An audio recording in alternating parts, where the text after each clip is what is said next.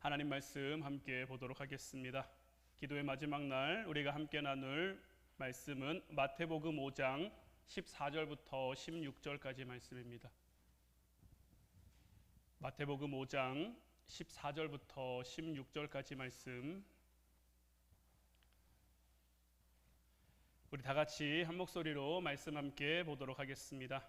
너희는 세상의 빛이라. 산 위에 있는 동네가 숨겨지지 못할 것이요, 사람이 등불을 켜서 말 아래에 두지 아니하고 등경 위에 두나니 이러므로 집안 모든 사람에게 비치느니라. 이같이 너희 빛이 사람 앞에 비치게 하여 그들로 너희 착한 행실을 보고 하늘에 계신 너희 아버지께 영광을 돌리게 하라. 아멘. 기도의 마지막 날, 축복의 빛을 비추는 가정이 되어야 한다라는 말씀의 제목 가지고 우리가 함께 말씀 나누고 또 함께 기도하는 시간을 가지려고 합니다. 많은 사람들이 행복한 가정을 만들어 가기를 원하죠. 그래서 행복한 가정을 이루기 위해 여러 가지 할 수 있는 것들을 합니다. 더 좋은 집에 살면 행복한 가정이 될 수 있지 않을까 해서 더 좋은 집으로 이사하기도 하고, 안정된 수입을 통해 안정된 삶을 살면 좀 더 행복한 삶을 살 수 있을까 싶어서 더 높은 그런 수익을 얻기 위해서, 더 많은 돈을 벌기 위해서 밖에 나가 열심히 일하기도 하고, 그렇게 서로를 이해하고 아껴주는 그런 가정, 그렇게 행복한 가정을 만들고 싶어 한단 말이에요. 그런데 어떻습니까? 좋은 집에 산다고 해서 행복한 가정이 만들어집니까?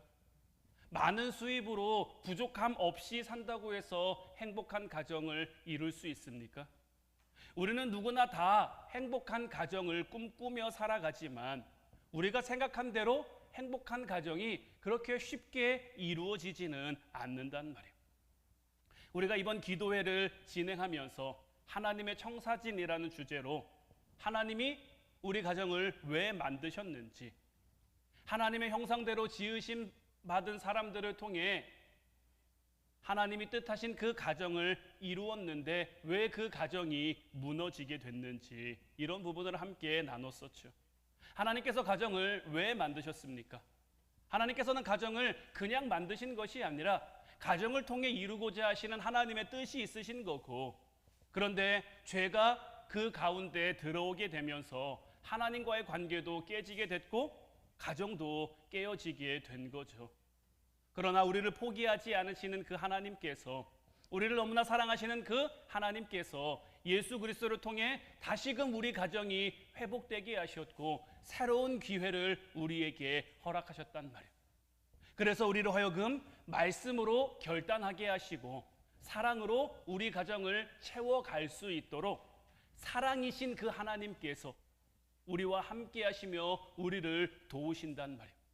그러면 이제 말씀으로 우리 가정이 나아갈 방향, 하나님을 향해 우리가 살아가겠노라고 결단했고, 이제 그 길을 함께 믿음으로 걸어가는 가운데 우리의 가정을 사랑으로 채워가기로 다짐했단 말이에요. 결단했고 다짐했어요. 하나님을 바라보며 살겠습니다, 하나님 주신 사랑으로 살겠습니다, 다짐하고 결단했는데, 그러면 그 다음은 뭘까요? 그 결단이, 그 사랑이 행함으로 나타나야죠. 그래서 성경은 우리에게 더 깊은 질문을 던지는 거예요. 하나님께서 우리 가정을 통해 무엇을 이루려고 하실까? 하나님이 여러분들 한 사람 한 사람을 통해 가정을 이루셨는데, 내게 허락하신, 나를 통해 이루게 하신 우리 가정을 통해서 하나님은 무엇을 하고 싶어 하시는 걸까?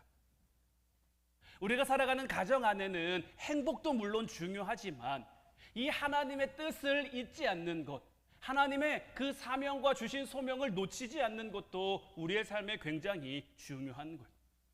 하나님께서 세우신 우리 가정은 우리가 단지 편안하게 쉬는 곳이 아니라, 행복만 추구하며 살아가는 곳이 아니라, 이 세상 가운데 내게 맡겨진 삶의 자리 가운데 하나님 나라를 전할 수 있는 가장 작은 공동체, 하나님 나라 그 자체를 세워갈 수 있어야 한단 말이에요.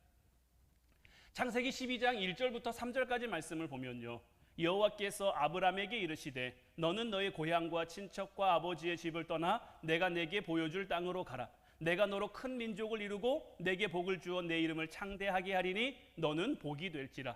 너를 축복하는 자에게는 내가 복을 내리고 너를 저주하는 자에게는 내가 저주하리니 땅의 모든 족속이 너로 말미암아 복을 얻을 것이라.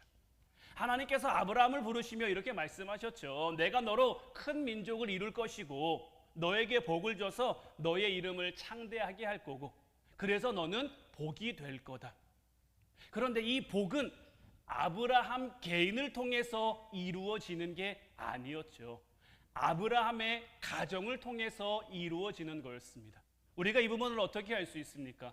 만약 아브라함 개인을 통해 하나님이 복이 이루어지고 복이 성취되게 할 거였다면 하갈을 통해 낳은 이스마엘도 얼마든지 아브라함의 그 대를 이을 사람이 될 수 있었을 겁니다. 현실적으로 사라는 더 이상 자녀를 낳을 수 없는 몸이기도 했고 그들 나름대로 생각한 최선의 수가 하갈을 통해 이스마엘을 낳는 거였는데 아브라함 개인을 통해서 하나님이 복을 이어가실 작정이었다면 이스마엘에게로 아브라함에게 씨가 이어진 거잖아요. 얼마든지 그렇게 이어질 수 있지만 하나님께서는 이스마엘을 인정하지 않으십니다. 물론 그에게도 하나님께서 나름대로의 축복과 은혜를 주시지만 아브라함에게 주신 그 복의 근원은 누구에게로 이루어집니까? 아브라함과 사라를 통해 이루어진 그 가정을 통해 이루어지는 것. 마찬가지로 하나님의 뜻은요, 물론 우리 한 사람 한 사람을 통해서도 이루어지고 세워져 가지만 하나님이 우리에게 원하시는 건 뭡니까? 우리 가정을 통해 하나님의 뜻이 세워지는 것, 하나님의 축복이 이 땅 가운데로 흘러가는 것. 그렇게 아브라함과 사라를 통해 세워진 가정이 하나님의 축복을 얻게 되고 그 축복 가운데 거하게 되자 땅의 모든 족속이 아브라함의 가정으로 말미암아 복을 얻게 된 거예요. 여기서 이 복을 얻게 된 건 뭘까요? 하나님께서 아담과 하와를 통해서 이제 새로운 가정을 만드셨고 에덴 동산에서 쫓겨난 이후로 그들로 하여금 이제 자녀를 낳고 살게 하셨단 말이에요. 특별히 그 가운데 셋의 후손을 통해서 하나님을 믿는 그 하나님의 백성들의 삶의 어떤 계보를 보여주시기도 했지만 시간이 오래 지나면서 이미 아담과 하와로부터 아브라함에게 이르기까지는 시간적 차이가 굉장히 크단 말이에요.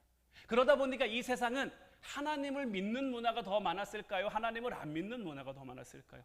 하나님을 안 믿는 문화가 훨씬 더 크고 훨씬 더 발전하고 훨씬 더 번성했단 말이에요. 그 가운데 하나님께서는 아브라함의 가정을 택하신 거예요. 그리고 그 가정에 말씀을 주신 거죠. 내가 너에게 보여줄 땅으로 가라.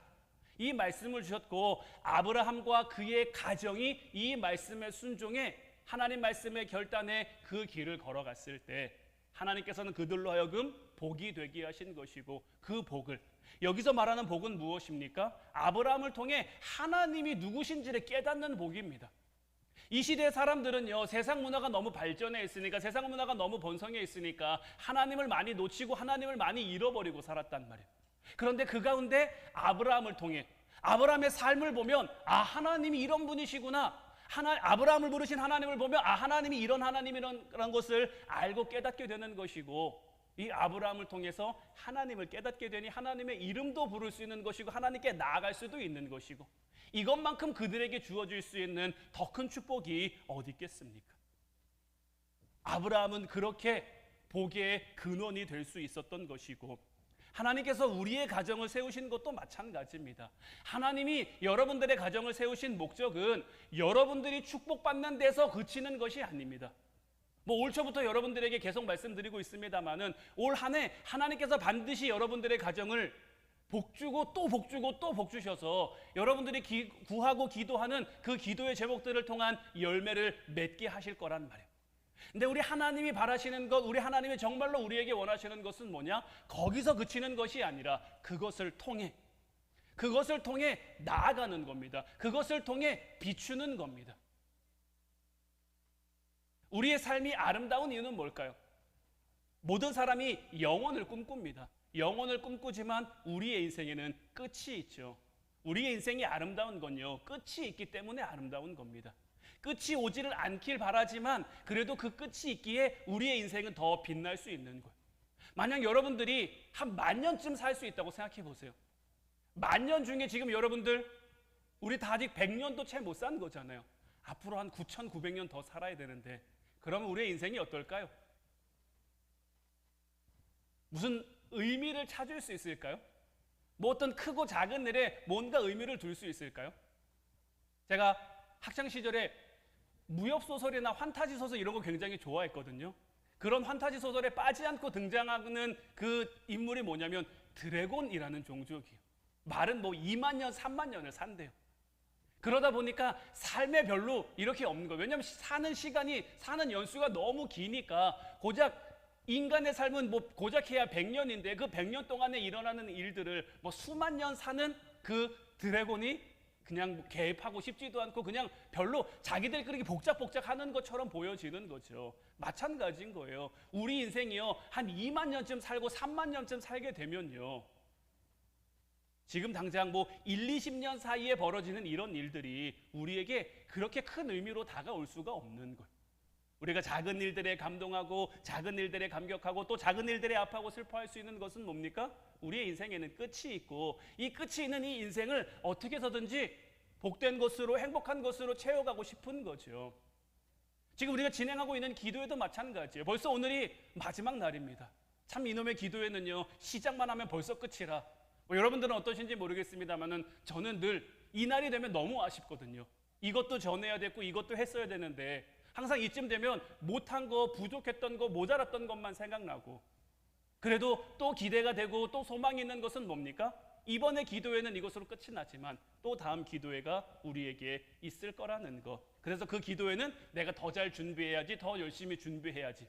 만약 기도회가 끝나지 않고 100날이고 200날이고 계속 이어진다면 오늘 제가 이런 마음을 가졌어도 뭐 내일 다시 하면 되지 뭐, 내일 또 하면 되지 뭐, 이런 걸로 계속 차일피일 미루고 회피할 수 있는데 끝이 있기에 더 집중하고 더 잘할 수 있는 거죠. 하나님이 우리 가정을 세우신 그 목적도 마찬가지인 거예요. 한정적인 삶을 살아가지만 그 안에 하나님이 주신 축복을 온전히 누리면서 그것을 누리는 것으로 그치는 것이 아니라 세상 가운데로 그 축복을 흘려보낼 수 있는 것. 우리 가정은 그렇게 축복의 통로로서의 사명을 감당할 수 있어야 하는 거예요.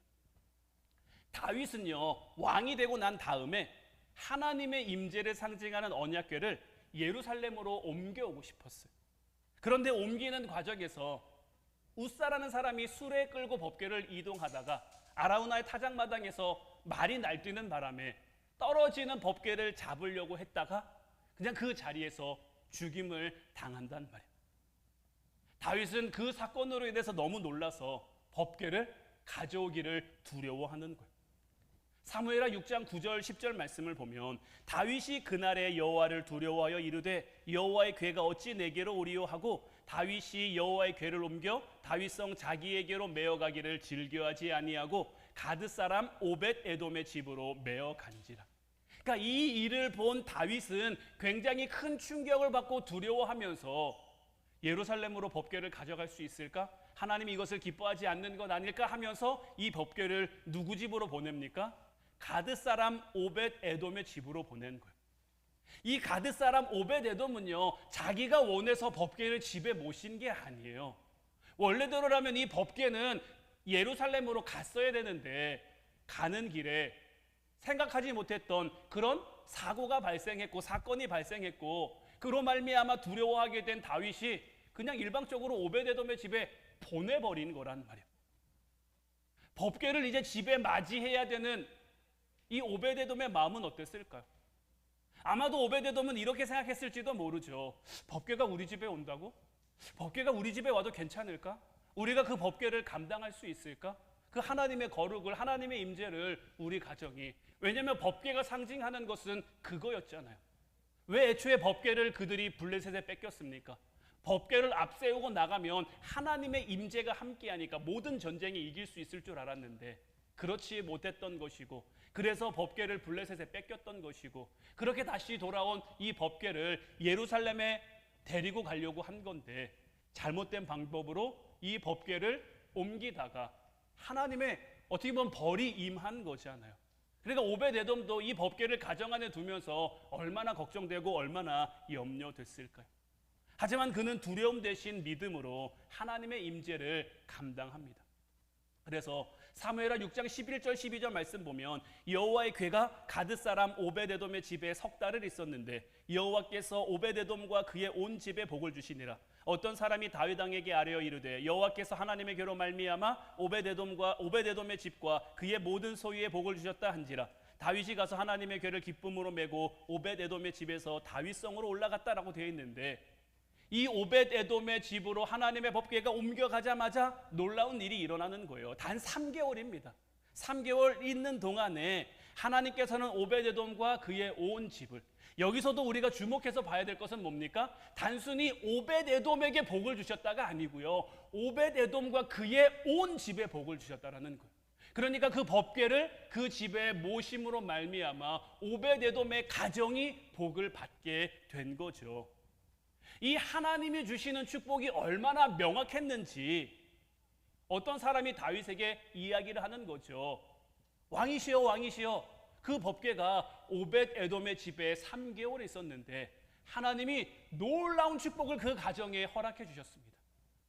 그러니까 이 이야기를 들은 다윗이 이 이야기를 듣고 그러면 법궤를 다시 옮겨올 수 있지 않을까? 하나님이 그렇게 법궤를 잘 모신 오벳에돔의 가정을 축복하셨으면 내가 다시 그 법궤를 옮겨올 수 있지 않을까라고 용기를 낼 수 있는, 그러니까 이를 통해 알 수 있는 것은 뭡니까? 오벳에돔이 그 가정에 하나님의 법궤를 잘 모심으로 그 복음의 빛, 축복의 빛을 다윗에게 비춘 거죠. 그로 말미암아 법궤는 예루살렘으로 옮겨갈 수 있었던 거예요.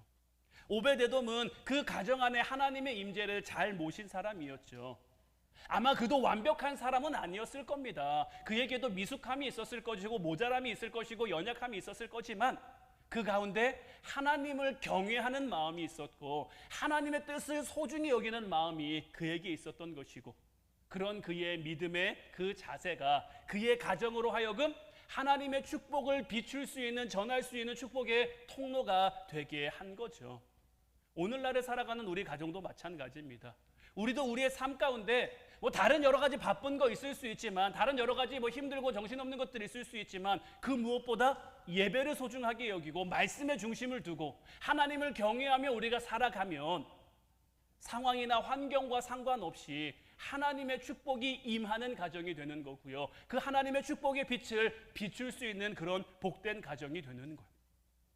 오늘 우리가 함께 본 본문 말씀 다시 한번 보면, 너희는 세상의 빛이라. 산 위에 있는 동네가 숨겨지지 못할 것이요, 사람이 등불을 켜서 말 아래에 두지 아니하고 등경 위에 두나니 이러므로 집안 모든 사람에게 비치느니라. 이같이 너희 빛이 사람 앞에 비치게 하여 그들로 너희 착한 행실을 보고 하늘에 계신 너희 아버지께 영광을 돌리게 하라.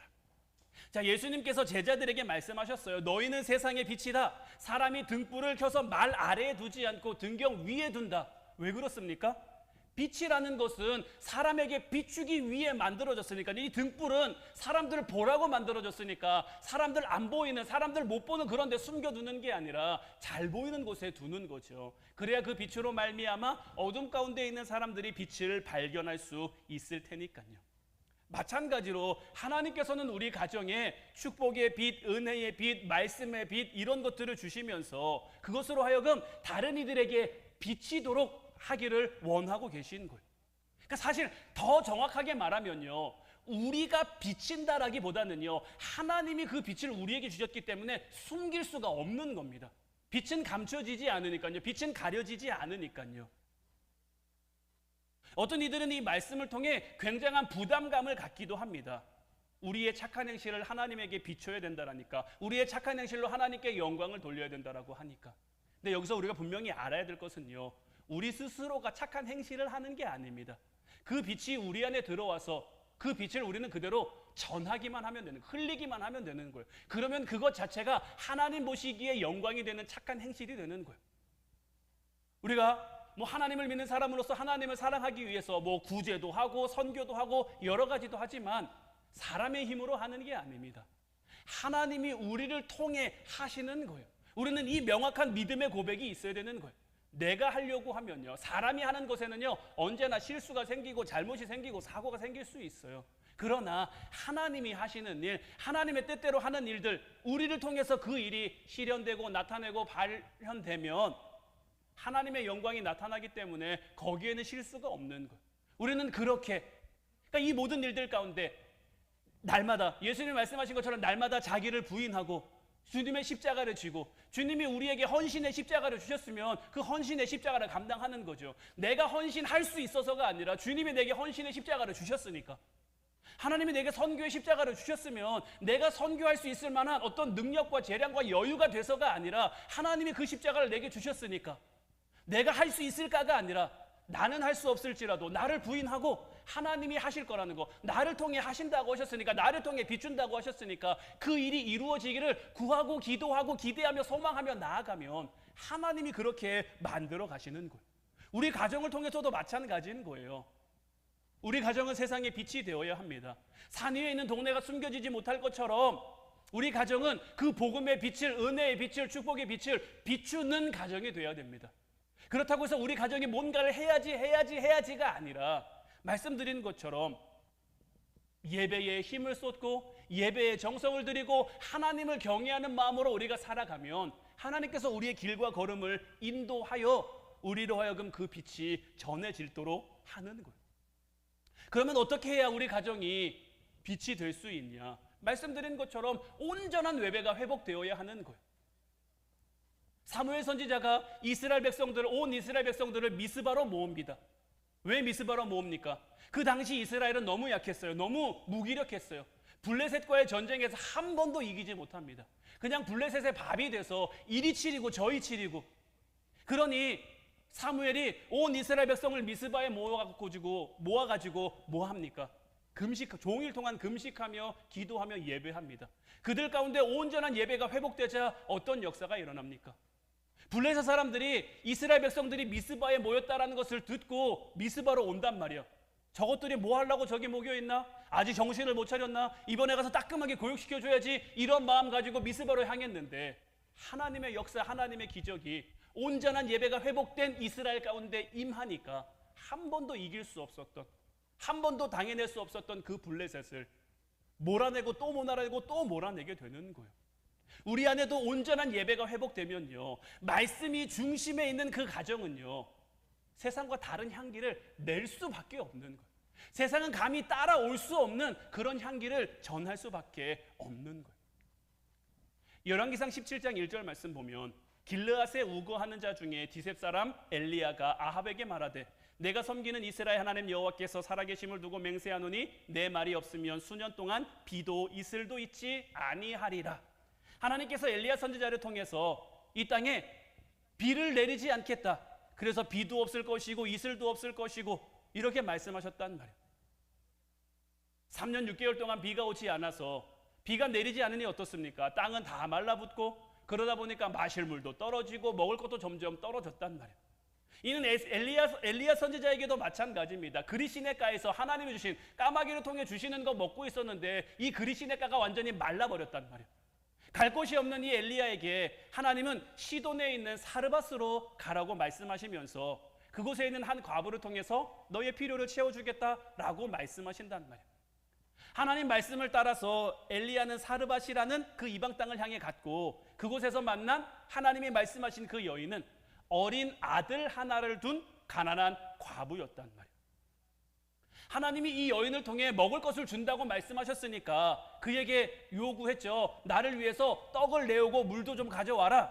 그러니까 이 과부가 뭐라고 말하냐면 17장 12절 말씀 보면 그가 이르되 당신의 하나님 여호와께서 살아계심을 두고 맹세하노니 나는 떡이 없고 다만 통에 가루 한 움큼과 병에 기름 조금뿐이라. 내가 나뭇가지 둘을 주워다가 나와 내 아들을 위하여 음식을 만들어 먹고 그 후에는 죽으리라. 그러니까 엘리야가 사르밧 과부에게 마실 물과 떡을 달라고 얘기하자 과부가 나에게 떡은 없고 다만 통에 가루 한 움큼하고 병에 기름 조금이 있는데 이제 이걸로 아들하고 최후의 마지막 한 끼를 해먹고 이젠 더는 먹을 것을 구할 수도 없고 뭐 있지도 않으니 그냥 이제 죽음을 맞이하려고 한다라고 대답을 했단 말이에요. 엘리야가 또 뭐라고 얘기합니까?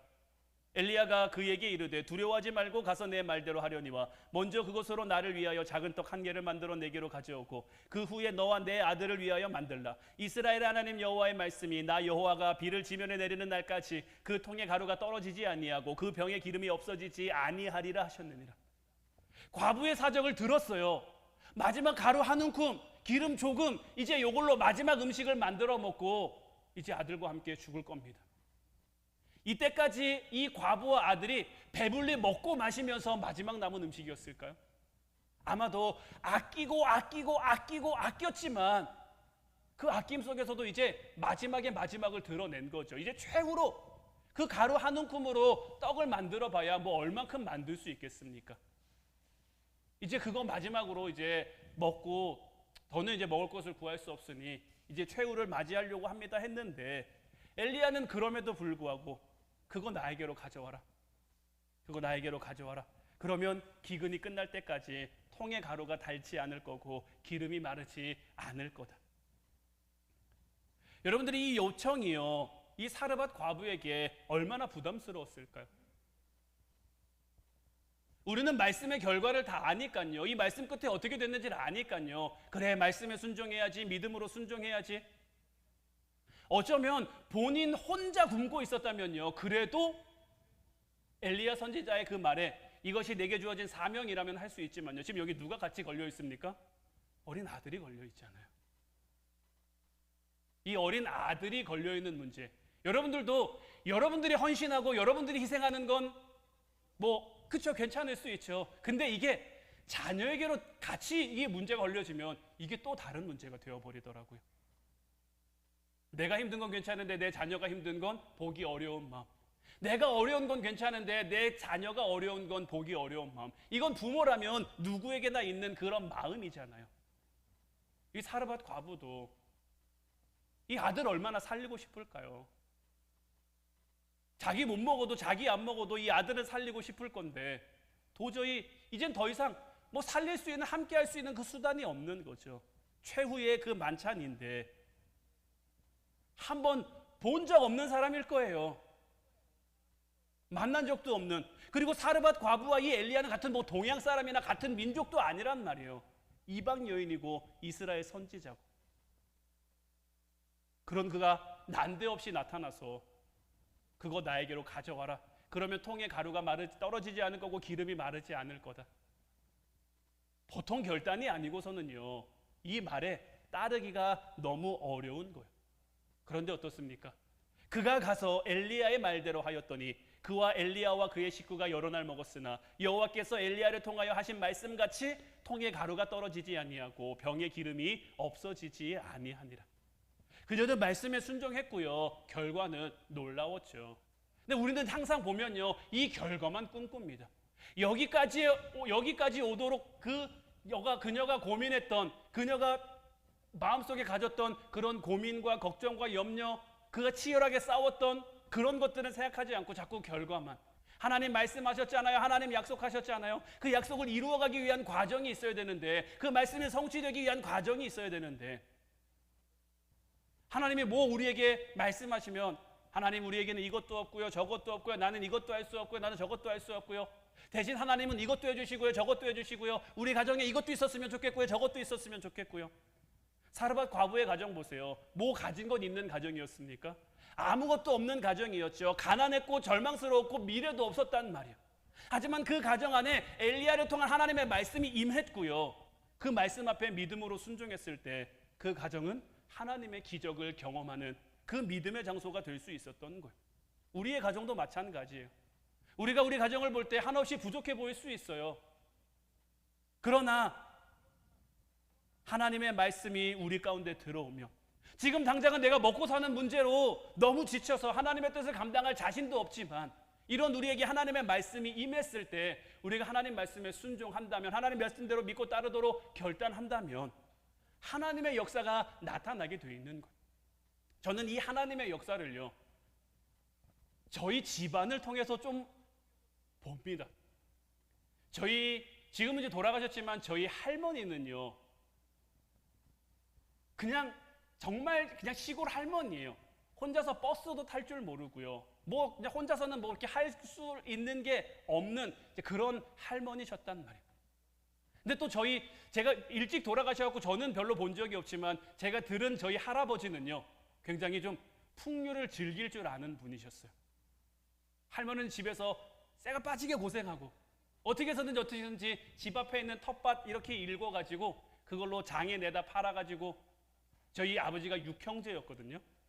그 6형제 먹이고 입히고 키우고 근데 가끔 이제 할아버지가 집에 이제 저 어디 멀리 이렇게 가셔가지고 이제 그림놀이도 좀 하시고 술도 좀 자시다가 좀 돈이 떨어지고 이러면 집에 한 번씩 오셔가지고 늘 이제 뭐 드라마나 이런 나오는 레퍼토리 있잖아요. 상 한 번 뒤엎고 돈 가져와 뭐 약간 이제 이런 식으로 되는 이제 그런 이제 가정이었어요. 저희 아버지는 이제 그런 가정에 둘째로 태어나서 뭐 그 당시에는 첫째만 위했지 둘째는 잘 위하지 않으니까 저희 아버지는 학교 교육도 제대로 그 당시에는 받지 못했었거든요. 고생만 많이 한 이제 그런 가정이었는데 저희 할머니가 교회를 다니셨어요. 저희 할머니가 어떻게 보면 저희 가정에서 첫 번째 이제 신앙인이신데 교회를 다니셨단 말이에요. 교회를 다니시면서 저희 할머니에게 주어진 텃밭이 3줄이었는데 그 중에 한 줄은 목사님 거. 나머지 2줄 가지고 6형제 먹이고 입히고 또 내다 팔아서 돈 만들고 이제 이렇게 하는 거예요. 그러니까 그 당시만 해도 저희 아버지가 교회를 안 다니셨단 말이에요. 교회를 안 다니는 입장에서 저희 할머니가 하시는 걸 보니까 어땠을까요? 저거 한 줄 저거 우리 먹으면 충분히 더 잘 먹을 수 있을 텐데 저거 한 줄 팔면 충분히 더 잘할 수 있을 텐데 또 이제 할머니가 가끔 뭐 이렇게 찌개나 국이나 이런 걸 끓이면 뭐 이런 주전자에다가 담아가지고 꼭 저희 아버지를 시키셨대요. 목사님 갖다 주고 오라고. 그럼 저희 아버지 간증이 항상 이거 들고 가다가 손 이렇게 휘적해갖고 건더기 나오는 거 이게 집어먹고 막 이제 이랬던 기억이 있다고 이제 간증도 하셨는데 이제 그런 이제 삶, 그런 삶 속에서 저희 할머니가 할 수 있는 건 기도밖에 없었어요. 할머니 참 많이 기도하셨고 그 기도로 저희 그 자녀들 또 자손들을 키우시니까 저희 집안에 목사님이 좀 많습니다. 돌아가신 저희 큰아버지가 교회 전도사님으로 이제 교회를 개척하고 사역하시다가 돌아가셨고요. 저희 아버지 목사님이죠. 저희 밑에 얼마 전에 이제 오셨던 부활절 때 오셨던 양금희 목사님이죠. 또 그 밑에 2분 목사님이 더 있고요. 위로 사촌형 2이 목사님이고 저 목회하고 있고 또 밑으로 사촌 동생이 목회하고 있고 그러니까 이게 이렇게 될 수 있었던 것은 저희는 다 그렇게 한결같이 고백하는 거예요. 할머니의 헌신, 할머니의 기도가 있었기 때문에 아무것도 없는 부족하고 연약하고 뭔가 이룰 수 없을 것 같은 그런 가정이었지만 할머니의 헌신이, 할머니의 믿음이 우리의 가정을 이런 복된 가정으로 만들어 놓은 거예요. 우리의 삶도 마찬가지입니다. 말씀이 중심이 되고 그 뜻에 순종하는 결단이 있을 때 우리 가정은 하나님의 손이 함께하는 복된 가정이 될 수 있는 거고요. 우리가 그런 가정이 되면 16절 말씀처럼 이같이 너희 빛이 사람 앞에 비치게 하여 그들로 너희 착한 행실을 보고 하늘에 계신 너희 아버지께 영광을 돌리게 하라. 이제 우리 같이 결단하며 기도하길 원하는데 이제 기도회를 마치며 이제 우리 가정을 믿음 위에 말씀 위에 세워가야 할 텐데 하나님 이제 우리와 함께 하셔서 우리 가정이 말씀 위에 서게 하시고 사랑으로 하나 되게 하시고 말씀 위에서 사랑으로 하나됨을 이루어 우리에게 맡겨주신 그 복음의 빛을 비출 수 있는 은혜의 빛을 비출 수 있는 우리 가정을 통해 하나님의 살아계심이 드러날 수 있는 그러기 위해서는 어떻게 해야 됩니까? 먼저 여러분들의 가정에 복 받아야죠. 여러분들의 가정에 축복 받아야죠. 늘 말씀드리죠. 저는 할 수만 있는데 여러분들이 축복 많이 받았으면 좋겠어요. 물질의 축복도 많이 받고 사업이 번창하게 되는 축복도 많이 받고 자녀들도 다 잘 돼서 누군가가 다 부러워할 만한 그런 축복 받게 됐을 때 이 모든 것을 하나님이 하셨습니다 라고 멋지게 고백할 수 있는 그렇게 복음의 빛을 이 땅 가운데 비춰갈 수 있는 여러분들의 가정이 됐으면 좋겠어요. 그러기 위한 첫 출발은 뭡니까? 하나님의 말씀이 우리 가운데 임하고 예배가 중심되는 가정. 그래서 복음의 빛을 비추는 그런 가정이 될 때 하나님이 우리를 통해서 그 모든 것을 이루어 가실 줄로 믿습니다. 오늘도 주님의 이 약속하심 우리가 믿고 기대하면서 주님 약속하신 말씀 위에서 이 찬양 함께 찬양하고 함께 기도하도록 하겠습니다.